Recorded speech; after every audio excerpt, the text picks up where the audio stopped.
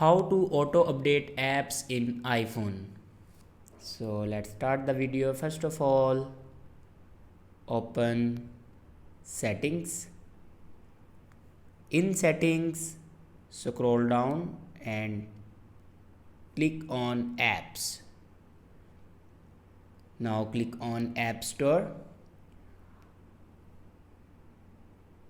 After clicking on App Store, then here you can see the option automatic downloads. If you turn off this button, then turn it on.